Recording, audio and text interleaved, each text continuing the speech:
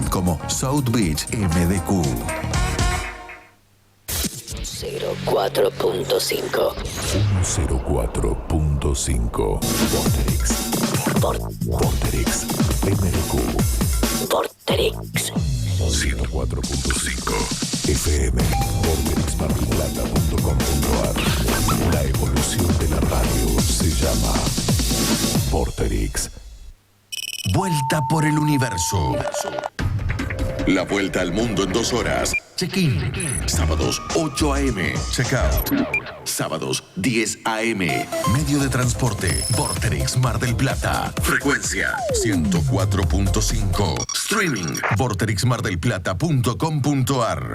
Vuelta por el universo. Todo lo que pasa en la Tierra.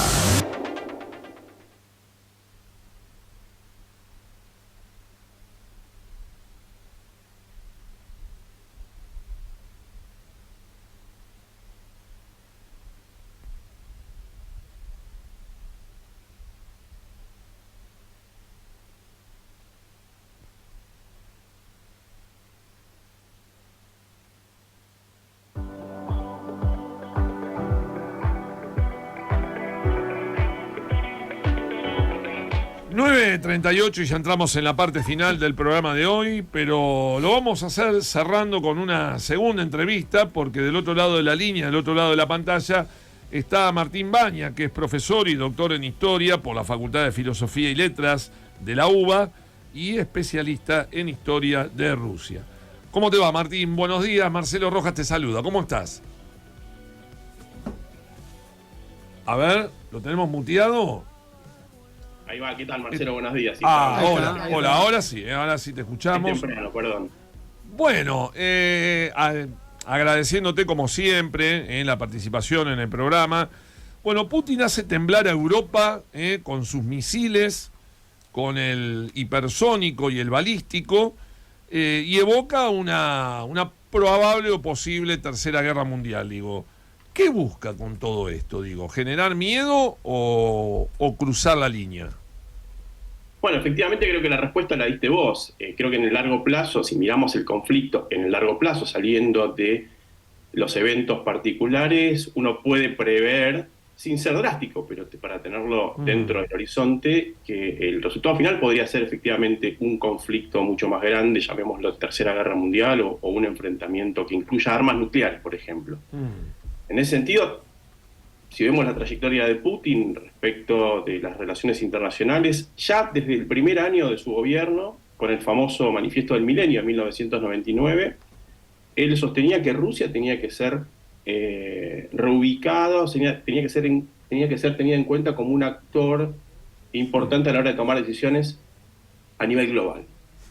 Realizamos su trayectoria, las medidas que fue tomando, que incluso nos podemos remontar a Primakov, ¿no? El canciller de Yeltsin. Para el año 96 ya empieza a aparecer esta idea. Y si vemos entonces en el largo plazo, estos últimos 24 años de gobierno de Putin, lo que vemos es que hay, a veces un poco más lento, a veces un poco más rápido, pero que hay como un increyendo, ¿no? Respecto de cómo reubicar a Rusia en ese escenario. Y para reubicar a Rusia en ese escenario global, hay un elemento que para Putin es fundamental, que es Ucrania. En la mentalidad de Putin hay un interés no de reconstruir la Unión Soviética, sino de reconstruir lo que había sido el Imperio Ruso, con su objetivo fundamental, que era justamente ser un imperio, ¿no? Es decir, tener un control sobre un determinado territorio, y esto incluye Ucrania. Entonces, lo que está haciendo, o lo que inició en 2022, que incluso nos podemos remontar al 2014, ¿no? Es recomponer ese territorio para, a partir de esa recomposición, bueno, colocar a Rusia o sentar a Rusia desde otro lugar a la hora de tomar decisiones a nivel global. Digo, ya te doy a vos también para que preguntes, digo, de historiador a historiador, digo, yo cuando doy muchas veces en la escuela, en quinto año, la materia historia que abarca la segunda mitad del siglo XX, arrancás con la Guerra Fría. Y obviamente, cuando hablas de Guerra Fría, hablas el mundo bipolar, ¿no? El mundo que se divide en el bloque capitalista, el bloque comunista. Digo, ¿dónde está el origen de de esta cosa de Rusia con la industria del armamento? Digo, porque vos fíjate que cuando uno analiza un poco el comienzo de la Guerra Fría, el mundo capitalista comienza a generar una economía de pleno empleo, de buscar el bienestar, más tirado a lo que sería la economía doméstica, ¿no? Y sin embargo, el mundo comunista no priorizó el sector agrícola y priorizó más la industria armamentística, militar, digo. ¿Dónde está el origen de eso, de lo militar con Rusia? De priorizar ese tipo de industria, ¿no? A eso voy. Bueno, precisamente yo creo que en ese inicio de la Guerra Fría, ¿no? Ya hubo una necesidad fundamental que fue la Segunda Guerra Mundial. Porque ahí, perdóname, también aparecen los planes quinquenales, ¿no? Claro, en verdad lo que aparece a finales de la década de 1930 es un proceso doble de colectivización del campo, claro, y de industrialización acelerada, porque ahí los bolcheviques tenían una visión bastante correcta de la situación geopolítica, que para ellos la Primera Guerra Mundial no había terminado bien, o por lo menos los acuerdos no habían sido del todo justos, y ellos preveían que en cualquier momento iba a comenzar una Segunda Guerra Mundial, lo cual no estaban errados porque efectivamente fue así. claro, claro. Pero ellos sentían que no estaban preparados militarmente, ¿no? Por eso ese apuro por industrializar, y en esa industrialización claramente privilegiaron la industria pesada por sobre la producción de bienes de consumo, ¿no? Exacto. Eso se potenció durante la Segunda Guerra Mundial, y después, con el inicio de la Guerra Fría, en esa competencia fría, como lo dice, ¿no? Que no fue directa de manera directa, sino que se dio de manera indirecta a través de distintas dimensiones. Una fue la militar, no estuvo la diplomática, la deportiva, incluso la carrera espacial, digamos, en todos esos ámbitos que competía. Bueno, una competencia fue claramente la militar, lo cual llevó a la Unión Soviética a desarrollar la bomba, la famosa bomba H, la bomba de hidrógeno, pero eso terminó siendo un lastre, ¿no? Para la economía soviética, porque suponía una utilización de recursos en ese ámbito que terminaba descuidando otros muy importantes, como por ejemplo el de los bienes de consumo, que siempre fue un tema bastante delicado en la economía soviética. ¿Qué tal, Martín? Buen día. ¿Qué tal, Diego? En esta escalada que vimos estos últimos días, digo, puede ser un factor también importante la cuestión de que va a asumir Trump el 20 de enero, en unos meses, y que él prometió terminar con esta guerra, ¿no? Exageradamente en 24 horas, digo, y eso generó esta decisión de Biden de autorizar ataques con armamento norteamericano a territorio ruso, y como respuesta viene este cambio de doctrina nuclear y la utilización de estos misiles de mediano alcance. Esto puede ser también para generar cambios en las posiciones relativas de los dos países a la hora de sentarse a negociar. Sí, totalmente. Ha habido diferentes interpretaciones, ¿no? De cómo entender esa decisión de Estados Unidos.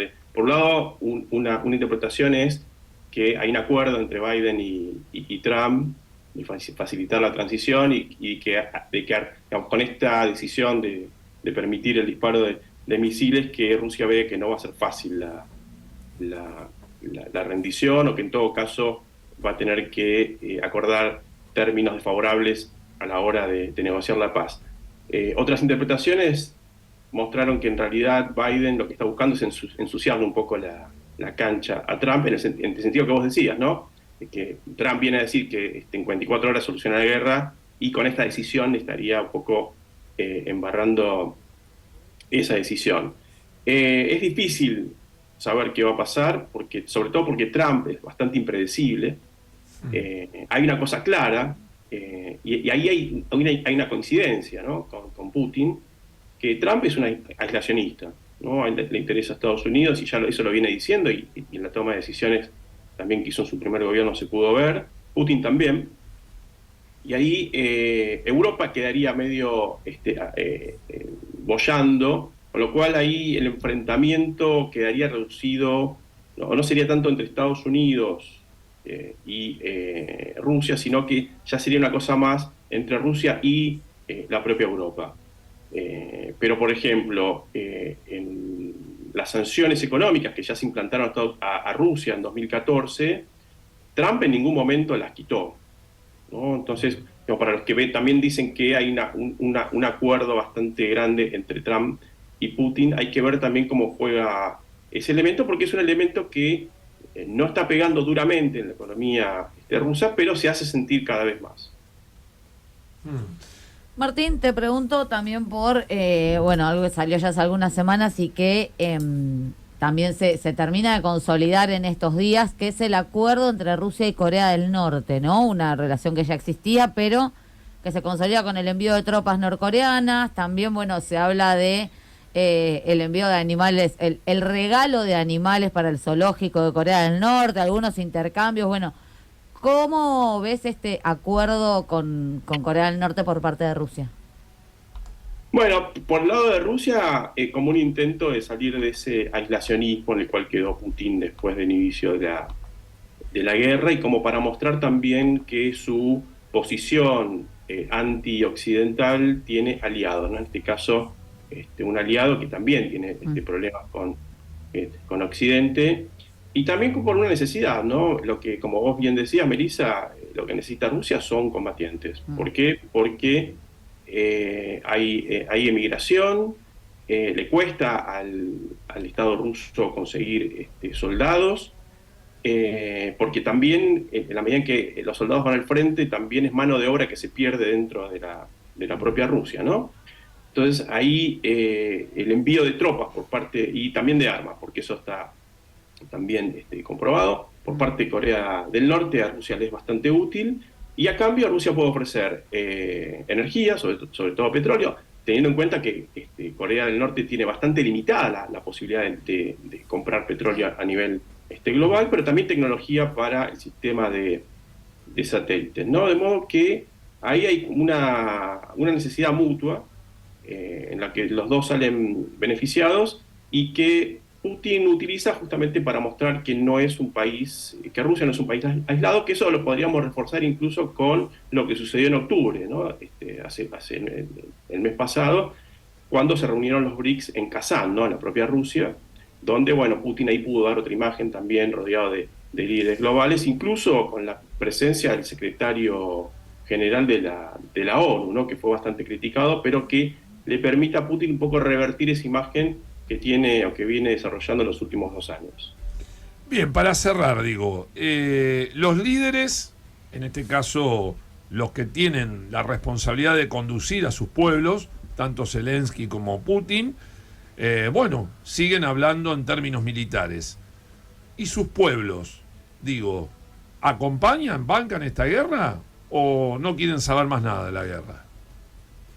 Bueno, en el caso ruso es difícil de medir, porque en un régimen ya dictatorial es muy difícil expresarse libremente y genuinamente, ¿no?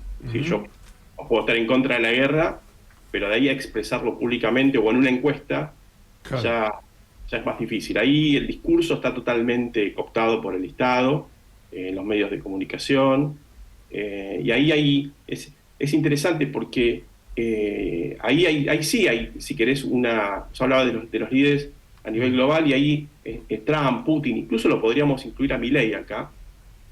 Para ellos el futuro está en el pasado, ¿no? Hay una búsqueda de recuperar un pasado mítico, el caso de Trump con el MAGA, ¿no? En el caso de Milei con la Argentina del Centenario. No, y lo más grave de todo, recrear una fuerza pretoriana, ¿no? A la usanza del Imperio Romano, ¿no? Tremendo. Y además es mítico, porque todos sabemos que la Argentina del Centenario no era ni por asomo una potencia mundial. Y en el caso de Putin, es la recuperación del Imperio Ruso, ¿no? Es un elemento central, y eso es, paradójicamente, el futuro que proyecta el putinismo está en el pasado. Y ahí hay otro elemento también, que es un poco lo que puede hacernos sentir temor, que es la Segunda Guerra Mundial, ¿no? Ahora, en la última celebración del Día de la Victoria, el 9 de mayo, había carteles que decían, podemos hacerlo de nuevo, ¿no? Dando a entender de que eventualmente Rusia podría volver a enfrentarse a Europa, porque en la caracterización que hace Putin de Europa, Rusia es fascista. De modo que la población tiene que articular o intervenir en este tipo de narraciones que se dan del Estado, pero sin poder hacerlo libremente, ¿no? Y además hay que pensar que la mayor oposición a Putin hoy está o asesinada o en el extranjero. Entonces es bastante difícil poder emitir una opinión o saber qué piensa realmente la mayoría de la población rusa respecto de la guerra. Por ende, la ucraniana dijo, tomen lo que tengan que tomar, pero déjennos en paz. Hay un muy buen e interesante artículo escrito por Elisabetta Piqué en el diario La Nación, que justamente hace una reflexión sobre la desesperación de un pueblo que está agotado, cansado, que no quiere saber más nada con la guerra. Fíjate vos, ¿no?, a qué punto han llegado, que han dicho, tomen lo que tengan que tomar, pero déjennos en paz. Bueno, es que eso es lo que trae la guerra y eventualmente podría pasar lo mismo en Rusia, ¿no? Si hay algo que nos enseña la historia rusa es que después de una derrota militar importante hubo cambios significativos dentro de Rusia, ¿no? Con la guerra de Crimea en el siglo XIX, después de la derrota se liberaron a los siervos, en la derrota de la guerra con Japón en 1905 vino la primera revolución rusa, la primera guerra mundial, la revolución del 17, incluso Afganistán, ¿no? La derrota terminó derivando en la disolución de la Unión Soviética. Así que la esperanza es que eventualmente una derrota catastrófica en este conflicto pueda ser el final del régimen putinista. Martín, como siempre, un gusto escucharte. Te mandamos un abrazo grande a la distancia y bueno, y que tengas un buen fin de semana. El gusto es todo mío. Buen fin de semana para ustedes. Gracias, Martín. Gracias, querido, gracias. Martín Baña, profesor en historia, especializado en Rusia, en diálogo exclusivo con Vuelta por el Universo. Bueno, no hay más tiempo, nos tenemos que ir. No hay más tiempo, nos tenemos que ir, ya llega, ahí gerente, vamos. ¿no? El gerente de la radio, ¿no? Pero después de ahí vamos, está de cada por medio, así que vamos a hacerle publicidad acá el compañero Ezequiel Martel, que de 12 a 14 pueden escuchar de cada por medio todos los sábados, un proyecto relativamente nuevo en la radio, pero que ya... bien. Llegamos a la decena, bien. Muy Con Nacho Forestier. Ustedes ¿no? lo cuentan, nosotros ya perdimos la cuenta. Bueno, con Nachito Forestier. Pero ya vamos a hacer nuestro festejo el año que viene. Muy bien. Nos vamos con música de Rusia, nada más decirles, vamos a escuchar en este caso, Mia Boyka, y este tema se llama Llévame bellamente al atardecer. Bueno, gracias Meli, gracias Diego, gracias Ezequiel. Nosotros nos vamos y el próximo sábado nos damos otra vuelta por el universo aquí en Vorterix Mar del Plata 104.5. Chao, gracias y que terminen bien el fin de semana. Я видеть не могу его глаза, ой, черная лада, ты знаешь.